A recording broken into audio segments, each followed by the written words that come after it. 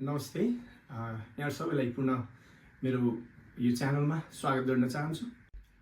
आजको एपिसोडमा हामी बालबालिकाहरूको नानी बाबुहरूको कोलाबोरेटिभ क्यापेसिटी अनि त्यसपछि प्रब्लम सल्भिङ स्किललाई जिक्सा एप्रोचबाट कसरी कक्षा कोठामा फोस्टर गर्न सकिन्छ र त्यस जिक्सा एप्रोचलाई कसरी क्लासरुममा प्रयोग गर्न सकिन्छ भन्ने विषयमा छलफल गर्न गइरहेका छौँ। आशा छ यहाँहरूले यो भिडियोलाई योभन्दा अगाडिको भिडियो जस्तै गरी मन पराइदिनु हुनेछ। आजको विषयवस्तुमा मैले कक्षा 10 मा रहेको विज्ञान विषयको फोर्स एन्ड मोसन अन्तर्गतको विषयवस्तुमा रहेर यी 4 वटा प्रश्नहरू नानी बाबुहरूसँग छलफल गराउन गइरहेको छु। अब मसँग भएका सम्पूर्ण नानी बाबुहरूलाई म 4 वटा ग्रुप जसलाई चाहिँ हामी अहिलेलाई होम ग्रुपको नाम दिनेछौँ त्यस ग्रुपमा लगेर राख्नेछु र जिक्सा एप्रोचका सम्पूर्ण नियमहरू बताउनेछु।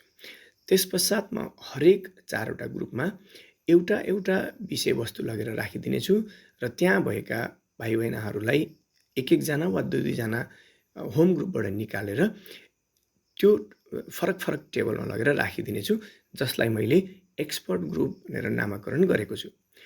यो एक्सपर्ट ग्रुपमा चाहिँ सबै होम ग्रुपबाट आएका 1 वा 2 जना नानी बाबुहरू बसेर एउटा कुनै विषयवस्तुमा घनघोर रूपमा छलफल गर्नुहुनेछ र उक्त विषयवस्तुमा सम्पूर्ण ज्ञान साथीभाइहरूको सहयोगमा वा शिक्षकको सहयोगमा चाहिँ हासिल गर्नुहुनेछ र आफूले आफूलाई एक्सपर्टको रूपमा परिवर्तन गर्नुहुनेछ।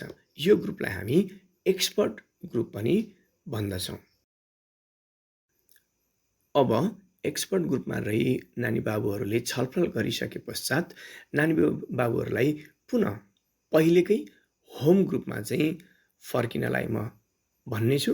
त्यस पछाडि एक्सपर्ट ग्रुपमा कुनै एउटा विषयमा एकदमै एक्सपर्टिजम हासिल गरिसकेपछि ती नानी बाबुहरू पुनः आफ्नो होम ग्रुपमा फर्किनुहुनेछ र होम ग्रुपमा विभिन्न एक्सपर्ट ग्रुपमा आएका नानी बाबुहरूसँग उक्त एक्सपर्ट ग्रुपमा रहेर आफूले सिकेका कुराहरू चाहिँ एकजनाले अर्कोजनालाई सिकाउनुहुनेछ। यसरी आफूले अन्य ग्रुपमा एक्सपर्ट ग्रुपमा रहेर सिकेका कुरा साथीभाइहरूलाई सिकाउँदा नानी बाबुहरूको चाहिँ कोलाबोरेटिभ स्किल साथसाथै आफूले साथीभाइहरूसँग एकदमै झन् अझ मिहिन रूपमा सिक्न सक्ने कुरा आफूले सिकिसके पछाडि पुनः आफ्ना साथीभाइहरूलाई सिकाउँदाखेरि उहाँहरूको लर्निङ चाहिँ एकदमै डिप भएर जानेछ।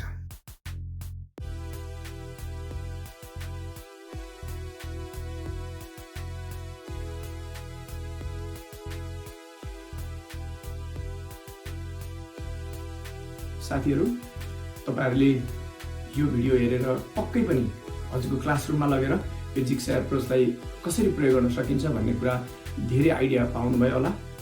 म हजुरहरूको कमेन्ट, हजुरहरूको लाइक, हजुरहरूको सेयरको प्रतीक्षामा छु।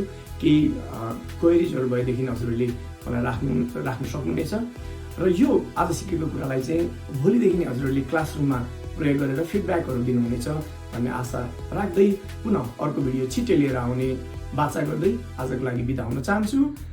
धन्यवाद। नमस्ते।